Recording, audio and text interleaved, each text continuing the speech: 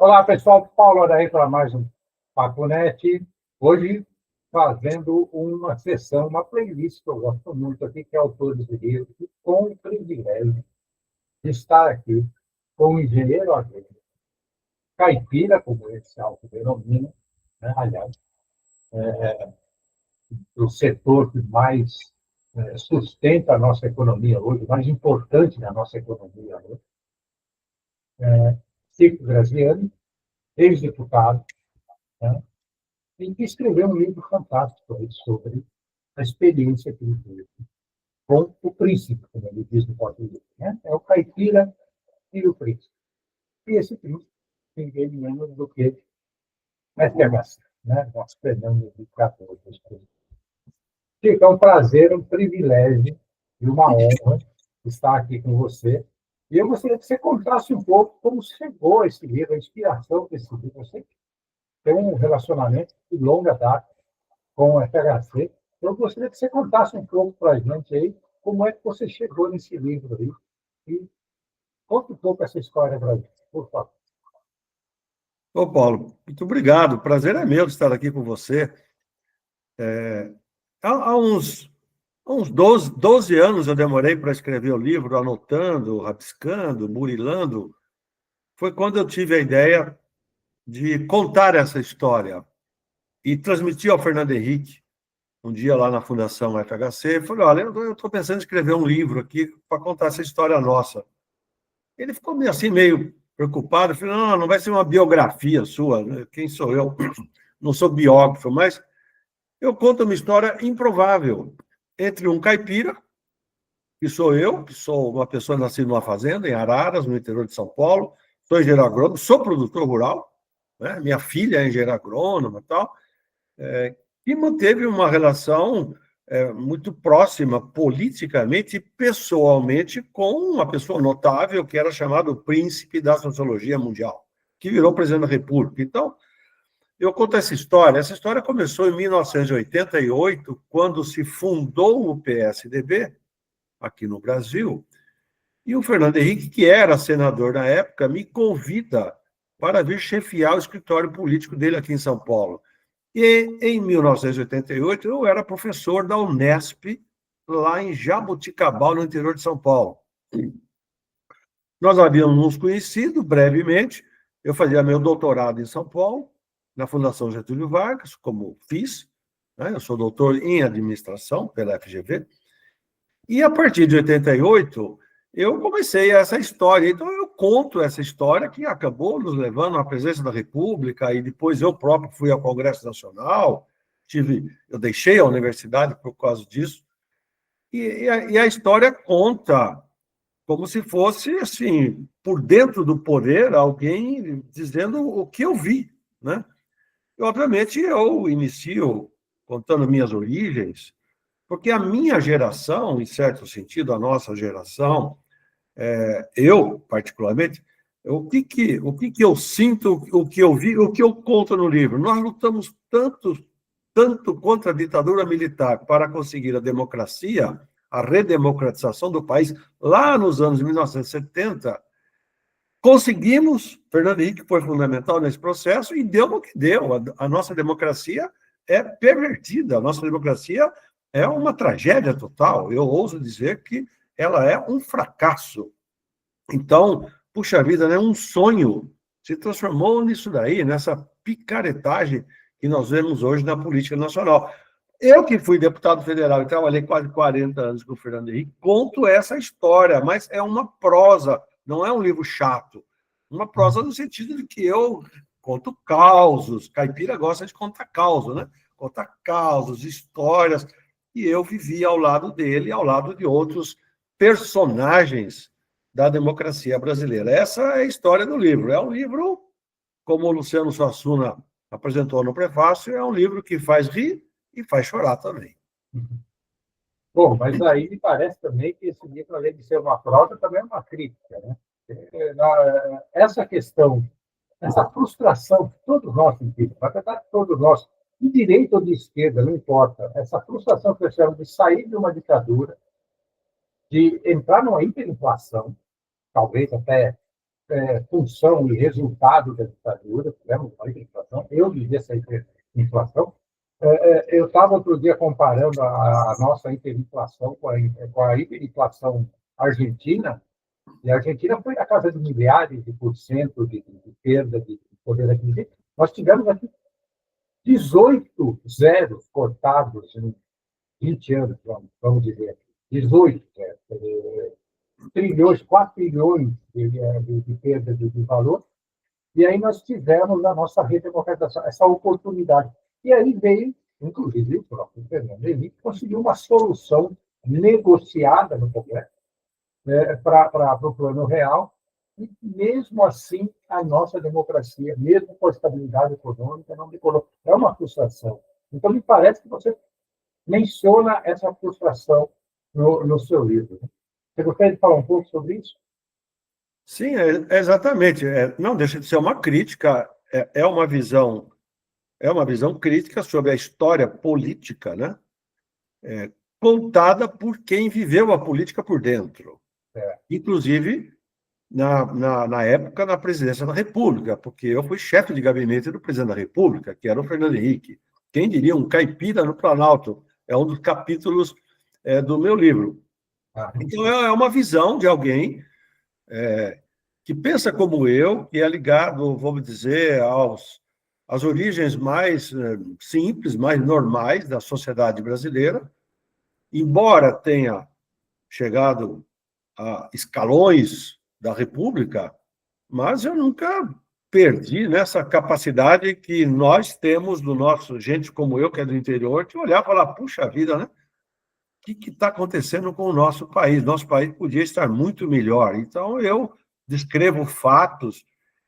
Viu, Paulo? Em certo sentido, eu também digo que a história ela se escreve de forma inesperada. Você pensa que vai para um lado e vai para o outro.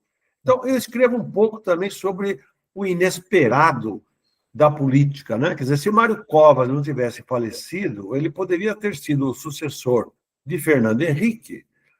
Então, nós teríamos uma história diferente na República. Então, puxa vida, eu também, enfim, tergiverso um pouco sobre esses fenômenos que não são compreendidos pela racionalidade, né? Então, e os políticos gostam muito de projetar, os homens públicos, mas nem sempre dá certo, vamos dizer assim. Eu conto aquilo que não deu certo também, inclusive comigo, né? Minhas expectativas durante a minha vida. O livro não deixa de ser a minha história de vida, né? Então, e não deixa de ser do Fernando Henrique também, em certo sentido, embora, como eu disse, não é uma biografia dele, mas conta o que ele pensava sobre algumas coisas. Por exemplo, eu vi nascer o Plano Real. Eu não participei da elaboração do Plano Real, mas eu chefiava o Ministério da Fazenda em São Paulo, quando se elaborava o Plano Real. Eu acompanhei. Eu conto esses, vamos dizer, jornalista fala assim, eu conto muito bastidor do que acontecia naquela época. E realmente foi um período, você pegou um período realmente fantástico, né? Você mencionou aí algumas décadas. E eu falo, viu, Paulo, desculpa interromper, mas eu conto isso. A política era uma coisa legal. A gente fazia política com P maiúsculo, a gente era idealista, desde antes, a gente acreditava. Eu conto um pouco, falo um pouco de Ulisses Guimarães, Franco Montoro, foram grandes políticos, políticos corretos, honestos, né? A política não precisava ser isso que é hoje, essa coisa tão assim assustadora do ponto de vista da moral, da ética, da decência, né? Então, havia uma política, e a democracia nossa hoje, ela perdeu esse valor. Então, você não acredita nem mais nos juízes do Supremo Tribunal. Virou tudo uma grande esculhambação. Eu vivi isso ao lado do Fernando Henrique, e eu sei da frustração dele também, embora ele sempre tenha dito que ele ajudou a construir o Brasil. E cá entre nós, ele foi talvez o melhor presidente da República que o Brasil teve por conta da estabilização da economia, das suas ações, né? Quer dizer, é Itamar Franco e Fernando Henrique. O que se salva? Todos os outros presidentes foram presos, condenados, impeachados. A história da República nossa ela é bem atrapalhada. Eu acho. Eu acho que realmente o Fernando Henrique tem um ponto de destaque aí, que ele era um conciliador, ele conseguia construir, né? O próprio Plano Real foi uma construção, não foi uma imposição, né? Foi uma discussão de meses, ele teve que negociar o teto de gastos lá, a questão fiscal teve que ser negociada para que o real não naufragasse logo de cara. Eu me lembro, eu estava até levantando alguns dados, eu achei até irônico, né, que o dólar chegou a custar 83 centavos, né? O dólar custava menos do que o real durante aquele primeiro ano do real, ou seja, houve uma euforia muito grande quando o real foi instituído, e foi uma solução. E não podemos negar que eu não sou historiador para alegar isso Nem eu. de cátedra, mas eu acho que Fernando Henrique foi o mais instruído dos nossos governantes, com exceção, talvez, de Dom Pedro II. O resto, eu acho que não teve nenhum outro com o gabarito e com as certificações, né, com o currículo que Fernando Henrique tinha. Realmente, ele tem que reconhecer isso, né? E foi uma mudança, foi uma mudança. Agora, essa mudança que leva à frustração depois, porque depois não deu certo, né? Depois não deu, a coisa não andou, e ficou isso que nós temos hoje. Você falou, essa esculhambação que virou, parece que a exposição que a internet, que a tecnologia trouxe a tudo, a todo mundo, né? O pessoal acaba falando, eu não vou assumir, então, a minha postura e pronto, deixa quieto isso e vamos levar de vez. É bem isso, né? Ficou essa sensação, fica essa frustração para o cidadão mediano, né? Para a população. E eu acho interessantíssimo. Eu estou entusiasmado para ler o seu livro. Então, ótimo, Vou adquirir o meu, vou falar na editora, eu vou pegar o meu lá, porque eu gostei Viu, Paulo? eu gostei dessa visão que você está colocando. Eu fiquei inseguro com relação ao livro, porque é um personagem muito, muito importante. Eu fiquei temeroso. Imagino que tem que medir muito, né, as palavras. Eu pedi para 10 pessoas que são meus amigos, em geral jornalistas, que me lessem a minha obra e me dessem opiniões. E aí eles foram lendo e falando, cara, você tem que publicar, isso aqui está ótimo. Mas aí me deram sugestões, e eu fiquei mais uns 6 meses após esse auxílio dos universitários, assim, me ajudem aqui, que eu estou um pouco temeroso, mas quando o João, eu ofereci a obra para o João Scortetti, e ele leu, falou, putz, a vida, quero publicar logo, e eu estou começando a ficar animado, porque quem leu o meu livro gostou muito. Desculpe falar, sem modéstia nenhuma, quem leu gostou muito. Por quê? Porque se encontrou nele, viu o que foi visto, né? Os bastidores que você conta afetou as nossas vidas. Exatamente isso. Agora, você imagina se não tivesse havido o Plano Real, então, porque o Brasil, em que pese essa política que nós vivemos, o Brasil vai para frente.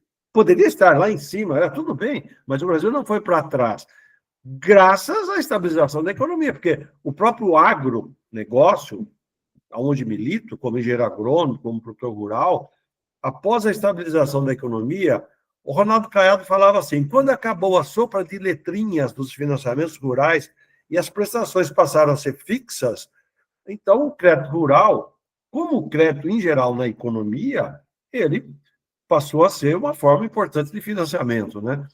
E o Brasil deu uma virada de chave após a estabilização da economia, e o agro do Brasil passou a se inserir no agro mundial. Então, eu participei muito disso como deputado federal na época, as primeiras reuniões dos acordos... Se fala em 1/5 do alimento do mundo. Isso nos anos 90, na virada do século, né? Então, hoje já é uma história que já tem 25, 30 anos, que o Brasil está na agricultura, na alimentação, dominando o mundo, né? Ainda não domina, mas daqui mais 10, 15 anos, será o maior produtor mundial de alimentos, né? Já é hoje muito importante na produção de carnes, E não é mais commodities, açúcar, café. É produto elaborado, é carne, é filé. Suco de laranja, né? O Brasil está exportando muito filé de tilápia. É sensacional isso, entendeu? Então, essa mudança, ela aconteceu e nós, ao lado de Fernando Henrique, ajudamos muito esse processo. Foi abaixo. Essa é a história. Acho que foi o ponto de virada. Essa é a história do livro. Só que eu conto também, quando ele se elegeu, nós fomos pescar no Pantanal, como é que eu organizei essa viagem. Tem lá umas fotografias do Fernando Henrique com um peixão, assim, ao lado da Dona Ruth. Então, é por isso que eu digo, é uma prosa, é uma forma suave de contar, de falar assuntos sérios, que são os assuntos da democracia brasileira. É um caos. É um caos, isso aí. É uma série de causas, é isso aí. Tá bom, Chico. Olha, Chico, eu ficaria aqui conversando mais um tempão com você, mas nosso tempo está terminando. Eu gostaria de deixar aí esse espaço final para as suas considerações, para você falar sobre o lançamento do livro, dia 21 agora, né? Vai ser dia 21. Sim. Isso Tá? aqui. Por favor, fica à vontade. O livro tem uma capa sensacional, que é a capa da Scortetti, né? Me elogiam o título é meu, o Caipira e o Príncipe, mas a capa, e o John, o Scortetti sugeriu, não, coloca um subtítulo, História Sincera da Política Brasileira. Então, vamos lançar dia 21, terça-feira que vem, lá na Livraria Drummond, né? E eu espero autografar, espero depois, né, fazer com que as pessoas tenham acesso. A gente sabe, você conversa com escritores, um livro é como um filho, né? Quer dizer, nasce um livro. Eu já publiquei 12 livros, não é meu primeiro livro, mas este é o meu grande livro. Eu disse, não, esse aqui é meu último, não, porque eu escrevi livros mais segmentados, sobre meio ambiente, sobre agricultura, sobre isso, sobre aquilo. Essa aqui não, essa aqui é uma história sincera da política brasileira. E agradeço você por essa oportunidade. Eu que agradeço a sua presença aqui. E, pessoal, quem estiver para São Paulo aí, no dia 21, vá, dê um pulo lá na Livraria do Né? É um espaço maravilhoso, de literatura, né? E para ver esse lançamento, para ter oportunidade de conhecer essa história do Caipira e o Príncipe, que tem muito a ver com os nossos últimas décadas, né, de mudanças radicais que o país sofreu, de avanços de retrocesso, de esperança, e como o próprio Chico falou, de esperança, de tentativa de boas intenções de mudar as coisas, mesmo que, apesar de nem todo o plano estar totalmente certo, mas de grandes mudanças que geraram base para um desenvolvimento que continua tendo e que o Brasil deve continuar tendo, apesar dos percalços. Então, estejam lá. Vou deixar os links aqui, né, para quem quiser comprar online também, para quem quiser. Né? Deixem seus comentários, deixem suas perguntas, a gente repassa aqui para o nosso entrevistado. Tá? E nos vemos aí no próximo bate-papo. E como eu costumo dizer, sempre aqui, ao encerrar as nossas entrevistas, nós somos uma sociedade que se comunica, que troca informações, e nunca na história da humanidade se teve a oportunidade de tanta troca de informação, de tanta conexão entre as pessoas e as informações circularem praticamente livremente. Então, é preciso hoje muita responsabilidade para se repassar a informação, para se absorver a informação, e sempre buscar as fontes primárias de informação, a recomendação principal. E, nesse caso desse livro, essa é a fonte primária. Chico Graciano é a fonte primária das informações que estão nesse livro. Então, se vocês querem saber os bastidores dos últimos anos da nossa política, do nosso país, uma parte muito importante, de uma forma fluida, interessante, caipira, né, numa prosa, num caos, numa contação de caos, adquiram esse livro aí. É do Grupo Scortetti, da editora Scortetti, e, se puderem, nos vemos lá na Drummond, no dia 21. Até lá, muito obrigado.